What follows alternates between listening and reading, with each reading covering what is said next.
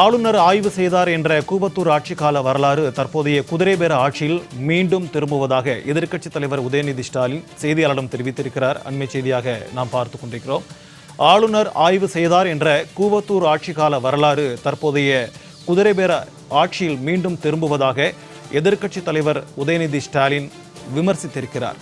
அண்மை செய்தியாக நாம் பார்த்துக் கொண்டிருக்கிறோம்.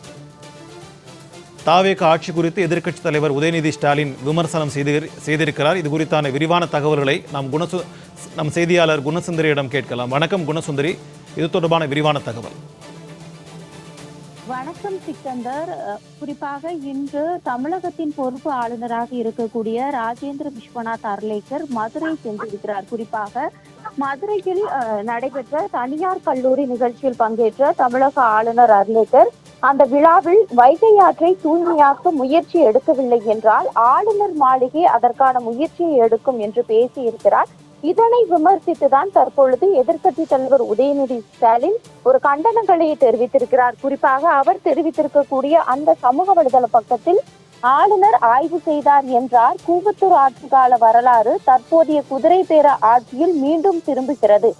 மதுரை சென்றிருந்த ஆளுநர் ராஜேந்திர அர்லேக்கர் தான் நியமன பதவியில், அதுவும் கூடுதல் பொறுப்பில் தமிழ்நாடு ஆளுநராக இருப்பதை மறந்து மக்கள் பிரதிநிதி போல ஆய்வு நடத்தியிருக்கிறார் என்று விமர்சனத்தை முன்வைத்திருக்கிறார். அதே போன்று அரசியலமைப்புக்கும் மாநில உரிமைக்கும் எதிரான இந்த செயலில் ஈடுபட்ட ஆளுநருக்கும் இதை அனுமதித்த சோஃபா மாடல் அரசிற்கும் கடும் கண்டனங்கள் என்றும் இதில் தெரிவித்திருக்கிறார். அதே போன்று ஆளுநர் மாளிகையின் பராமரிப்பே தமிழ்நாடு அரசிடம் இருக்கும்போது வைகையை அரசு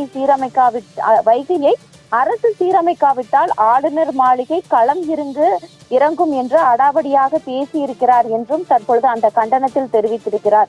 ஆளுநரின் இந்த அசட்டு துணிச்சலுக்கு ஆளுங்கட்சியின் கையாளாகத்தனமே காரணம் என்றும் சுட்டிக்காட்டியிருக்கிறார். அதே போன்று ஆளுநர் பங்கேற்ற அரசு நிகழ்வுகளில் தமிழ்தாய் வாழ்த்தின் முக்கியத்துவம் குறைக்கப்படும் அளவுக்கு என்ன காம்ப்ரமைஸ் செய்யப்பட்டது என்று சட்டமன்றத்தில் கேட்டிருந்தோம். அதற்கு உரிய பதிலை சொல்லாத ஆளுங்கட்சியினர் இன்றைக்கு ஆளுநரை ஆய்வு செய்ய விட்டு மாநில உரிமைகளை காம்ப்ரமைஸ் செய்திருப்பது வெட்ட வெளிச்சமாக இருக்கிறது என்றும், அதே போன்று சட்டத்துக்கு புறம்பாக அடுத்த கட்சி எம்எல்ஏக்களை பற்று செய்யும் ஆளும் கட்சி ஆளுநர் நடவடிக்கையை எடுத்து விடுவாரா என்ற அவரது ஆய்வை அனுமதிக்கிறதா என்றும் பல்வேறு கேள்விகளை முன்வைத்திருக்கிறார். அதே போன்று முந்தைய அதிமுக ஆட்சி காலத்தில் அப்போதைய ஆளுநர் ஆய்வுகளில் ஈடுபட்ட போது அவர் சென்ற இடங்களில் எல்லாம் கழகத்தினர் கருப்பு கொடி ஏந்தி எதிர்ப்பு தெரிவித்தோம் என்றும், அவர்கள் ஆட்சி காலத்தில் இதே போன்ற நிகழ்வுகளை நாங்கள் அனுமதித்ததில்லை என்றும் சுட்டிக்காட்டியிருக்கிறார்.